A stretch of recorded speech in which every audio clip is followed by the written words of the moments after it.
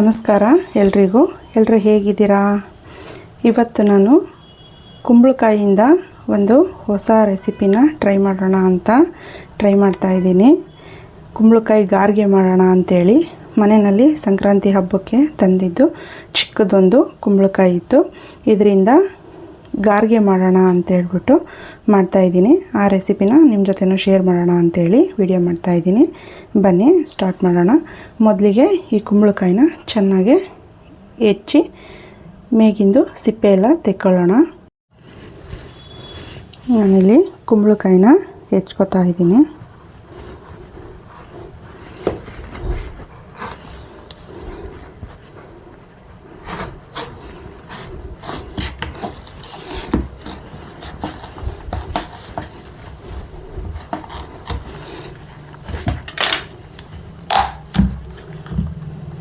ನೋಡಿ, ಇದರೊಳಗಿರೋ ಇದನ್ನೆಲ್ಲ ತೆಗಿಬೇಕು.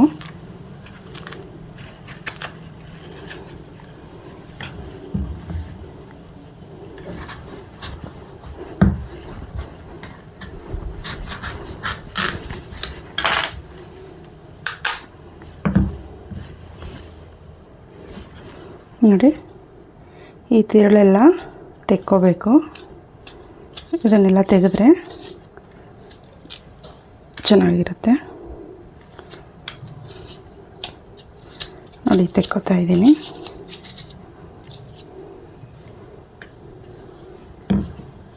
ಇದು ಉತ್ತರ ಕರ್ನಾಟಕದ ಸ್ಪೆಷಲ್ ರೆಸಿಪಿ ಅಂತಲೇ ಹೇಳ್ಬೋದು. ಉತ್ತರ ಕರ್ನಾಟಕದ ಕಡೆ ತುಂಬಾ ಮಾಡ್ತಾರೆ. ತುಂಬ ವೆರೈಟಿ ಗಾರ್ಗೆಗಳನ್ನ ಮಾಡ್ಬೋದು. ಅದರಲ್ಲಿ ಇದು ಒಂದು ತುಂಬಾ ಚೆನ್ನಾಗಿರುತ್ತೆ. ತಿನ್ನಲ್ಲ, ಸ್ವೀಟ್ ತಿನ್ನೋಕ್ಕೆ ಇಷ್ಟಪಡಲ್ಲ ಅನ್ನೋರು ಕೂಡ ತುಂಬ ಇಷ್ಟಪಟ್ಟು ತಿಂತಾರೆ. ಆರೋಗ್ಯಕ್ಕೂ ಕೂಡ ಇದು ತುಂಬಾ ಒಳ್ಳೆಯದು. ಹಾಗಾಗಿ ಇದನ್ನು ಮಾಡಿ ತೋರಿಸ್ತಾ ಇದ್ದೀನಿ. ನೋಡಿ, ಇದರಲ್ಲಿ ಬೀಜ ಇರುತ್ತಲ್ಲ, ಇದನ್ನು ಬಿಸಾಕಬಾರ್ದು. ಇದನ್ನೆಲ್ಲ ಬಿಡಿಸ್ಬಿಟ್ಟು ಬಿಸಿಲಲ್ಲಿ ಒಣಗಿಸಿದ್ರೆ ತಿನ್ನೋಕ್ಕೆ ತುಂಬ ಚೆನ್ನಾಗಿರುತ್ತೆ. ನಂತರ ಅದನ್ನು ಸುಲ್ಕೊಂಡು ಸೂರ್ಯಕಾಂತಿ ಬೀಜ ತಿಂತೀವಲ್ಲ, ಆ ರೀತಿ ತಿಂದರೆ ಆರೋಗ್ಯಕ್ಕೆ ತುಂಬಾ ಒಳ್ಳೆಯದು. ಇದನ್ನು ಬಿಸಾಕಬಾರ್ದು, ಬೀಜಗಳನ್ನೆಲ್ಲ ಎತ್ಕೋಬೇಕು ಇದರಲ್ಲಿರೋದು. ಈಗ ಇದರದ್ದು ಸಿಪ್ಪೆ ಎಲ್ಲ ತೆಕ್ಕೋಬೇಕು. ಈ ರೀತಿ ನೀಟಾಗಿ ಎರೆದು ಸಿಪ್ಪೆ ತೆಕ್ಕೋಬೇಕು.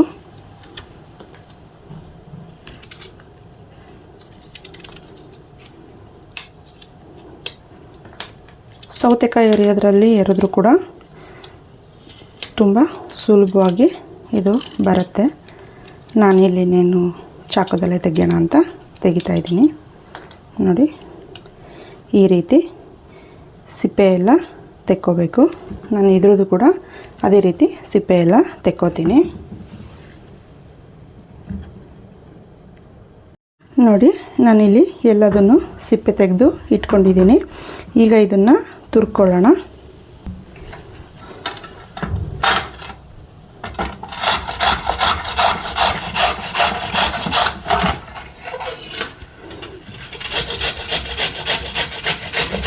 ನಾನಿದನ್ನು ತುರ್ಕೊತಿದ್ದೀನಿ. ನೋಡಿ, ನಾನಿಲ್ಲಿ ಅದಷ್ಟು ಕುಂಬಳಕಾಯಿನ ತುರಿದಿದ್ದೀನಿ. ಇಷ್ಟು ಬಂದಿದೆ, 1 ಕಪ್ ಬಂದಿದೆ. ಬನ್ನಿ ಈಗ ಗಾರ್ಗೆ ಮಾಡಲಿಕ್ಕೆ ಸ್ಟಾರ್ಟ್ ಮಾಡೋಣ. ಸ್ಟವ್ ಹಚ್ಕೊಳ್ಳೋಣ.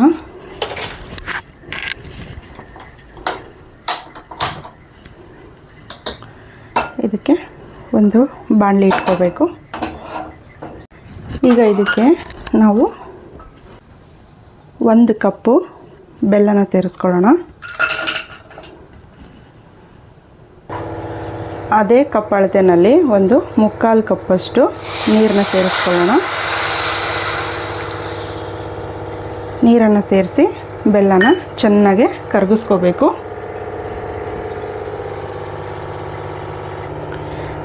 ಈ ರೀತಿ ಕೈ ಆಡಿಸ್ರಿ, ಬೇಗ ಬೆಲ್ಲ ಕರಗುತ್ತೆ.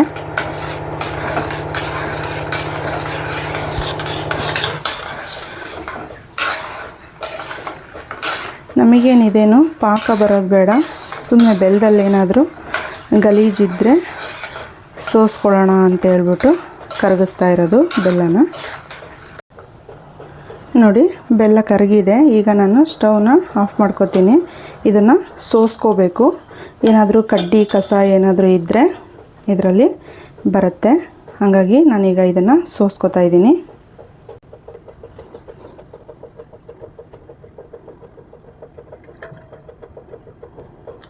ಬೆಲ್ಲ ಚೆನ್ನಾಗಿತ್ತಂದರೆ ಇದನ್ನೇನು ಸೋಸ್ಕೊಳ್ಳೋ ಅವಶ್ಯಕತೆ ಏನಿಲ್ಲ. ನೋಡಿ ಏನಂತ ಕಡ್ಡಿ ಕಸ ಏನು ಬಂದಿಲ್ಲ, ಬೆಲ್ಲ ಚೆನ್ನಾಗಿದೆ. ಹಾಗಾಗಿ ನೋಡಿ ಈ ಥರ ಇದೆ ಅಷ್ಟೇ.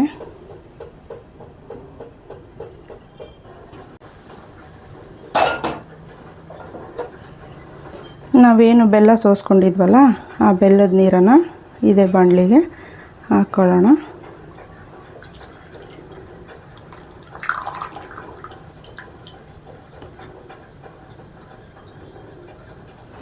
ಇದು ಸ್ವಲ್ಪ ಕುದಿ ಬರಲಿ. ನೋಡಿ ಈಗ ಕುದೀತಾ ಇದೆ ಬೆಲ್ಲದ ನೀರು. ಅದಕ್ಕೆ ನಾವೇನು ತುರಿದಿಟ್ಕೊಂಡಿದ್ವಲ್ಲ ಆ ಕುಂಬಳಕಾಯನ್ನು ಸೇರಿಸ್ಕೊಳ್ಳೋಣ.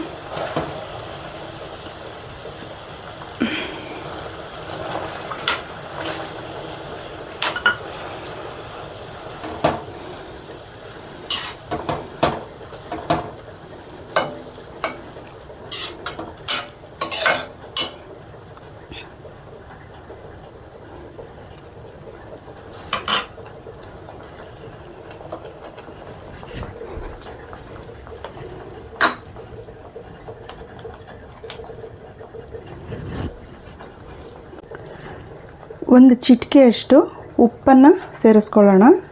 ಇದು ಆಪ್ಷನಲ್ಲು, ಬೇಕಂದರೆ ಸೇರಿಸ್ಕೋಬೋದು, ಇಲ್ಲಾಂದರೆ ಸ್ಕಿಪ್ ಮಾಡ್ಬೋದು. ಉಪ್ಪನ್ನು ಸೇರಿಸೋದ್ರಿಂದ ರುಚಿ ಹೆಚ್ಚಾಗುತ್ತೆ. ಹಾಗಾಗಿ ನಾನು ಸ್ವಲ್ಪ ಒಂದು ಚಿಟಿಕೆಯಷ್ಟು ಸೇರಿಸ್ಕೊಂಡಿದ್ದೀನಿ. ನಂತರ ನಾವಿಲ್ಲಿ ನೋಡಿ ಈಗ ಅದು ಕುದೀತಾ ಇದೆ. ಈ ಟೈಮಲ್ಲಿ ಇದಕ್ಕೆ 1 ಕಪ್ಪಷ್ಟು ಗೋಧಿ ಹಿಟ್ಟನ್ನು ಸೇರಿಸ್ಕೊಳ್ಳೋಣ. ಸೇರಿಸ್ಕೊಂಡು ಚೆನ್ನಾಗಿ ಇದನ್ನು ಮಿಕ್ಸ್ ಮಾಡಬೇಕು.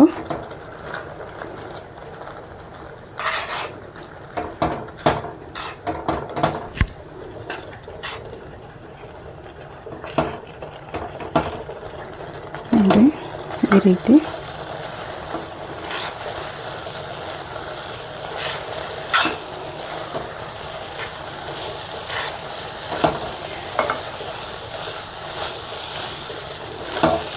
ಗೋಧಿ ಹಿಟ್ಟು ಹಾಕಿ ಚೆನ್ನಾಗಿ ಇದನ್ನು ಬೇಯಿಸ್ಕೋಬೇಕು. ಈ ರೀತಿ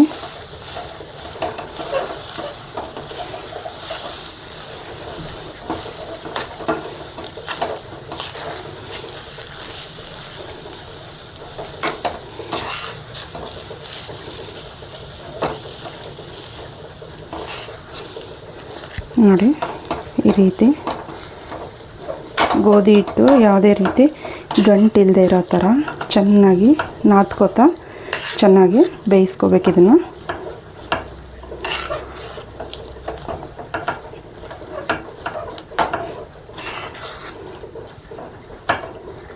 ಆ ಕುಂಬಳಕಾಯಿ, ಬೆಲ್ಲ, ಗೋಧಿ ಹಿಟ್ಟು ಎಲ್ಲದು ಚೆನ್ನಾಗಿ ಹೊಂದ್ಕೋಬೇಕು. ಆ ರೀತಿ ಇದನ್ನು ಬೇಯಿಸ್ಕೋಬೇಕು.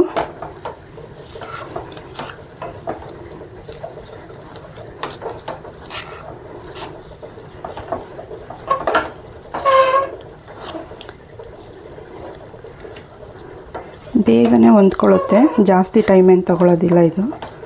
ನೋಡಿ ಈ ರೀತಿ. ಈಗ ಇದನ್ನು ಒಂದು 10 ನಿಮಿಷ ತಣ್ಣಗಾಗಕ್ಕೆ ಬಿಡಬೇಕು. ಇದನ್ನು ತಣ್ಣಗೆ ಮಾಡ್ಕೋಬೇಕು. ನೋಡಿ ಇದು ಇದೇ ಬಾಣಲಿನಲ್ಲಿದ್ದರೆ ಬೇಗ ಆರೋದಿಲ್ಲ. ಹಾಗಾಗಿ ಇದನ್ನು ಬೇರೆ ಒಂದು ತಟ್ಟೆಗೆ ತೆಕ್ಕೊಳ್ಳೋಣ.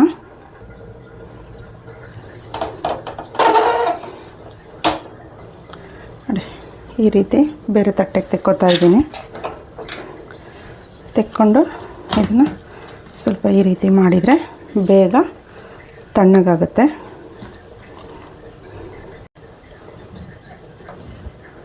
ಈ ಸಮಯದಲ್ಲಿ ಇದಕ್ಕೆ ಸ್ವಲ್ಪ ಏಲಕ್ಕಿ ಪುಡಿನ ಮೇಲ್ಗಡೆ ಹಾಕ್ತಾಯಿದ್ದೀನಿ. ಯಾವುದೇ ಸ್ವೀಟಿಗಾಗಲಿ ಏಲಕ್ಕಿ ಹಾಕಲಿಲ್ಲ ಅಂದರೆ ಅದು ಇನ್ಕಂಪ್ಲೀಟ್ ಅಂತ ಅನಿಸುತ್ತೆ. ಹಾಗಾಗಿ ಏಲಕ್ಕಿ ಪುಡಿನ ಹಾಕಿದ್ದೀನಿ. ಅದು ತಣ್ಣಗಾಗೋದ್ರೊಳಗಡೆ ಅದನ್ನು ಕರೀಲಿಕ್ಕೆ ನಾವಿಲ್ಲಿ ಎಣ್ಣೆನ ಬಿಸಿ ಇಟ್ಕೊಳ್ಳೋಣ. ಎಣ್ಣೆ ಬಿಸಿ ಆಗೋದ್ರೊಳಗಡೆ ಅದು ತಣ್ಣಗಾಗುತ್ತೆ.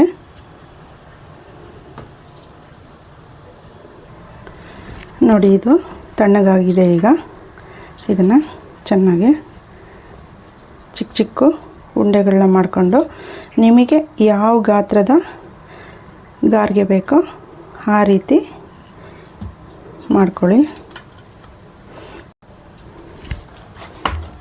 ನೋಡಿ, ಇಷ್ಟಾಗಿದೆ.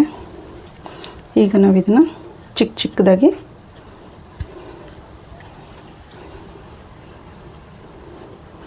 ಈ ರೀತಿ ಮಾಡಿಕೊಂಡು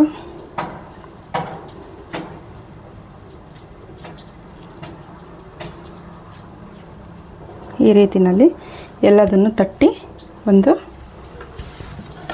ಪ್ಲೇಟ್ಗೆ ಇಟ್ಕೋಬೇಕು.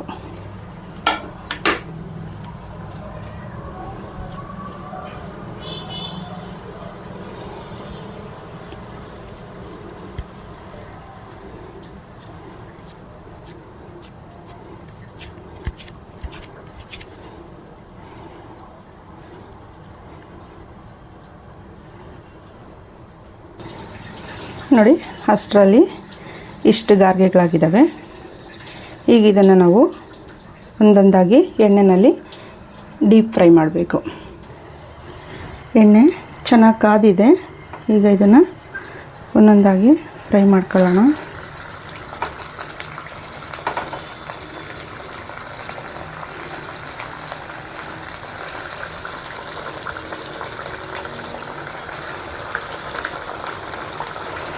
ಇದನ್ನು ಸಣ್ಣ ಊರಿನಲ್ಲಿ ಬೇಯಿಸ್ಕೋಬೇಕು.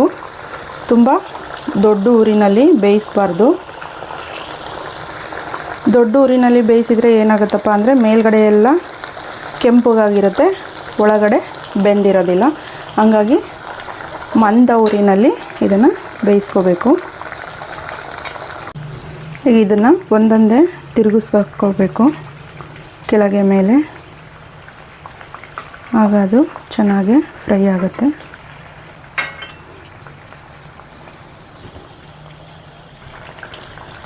ನೋಡಿ, ಈಗ ಚೆನ್ನಾಗಿ ಬೆಂದು ಹೊಂಬಣ್ಣಕ್ಕೆ ಬಂದಿದೆ. ತೆಕ್ಕೊಳ್ಳೋಣ ಇದನ್ನು.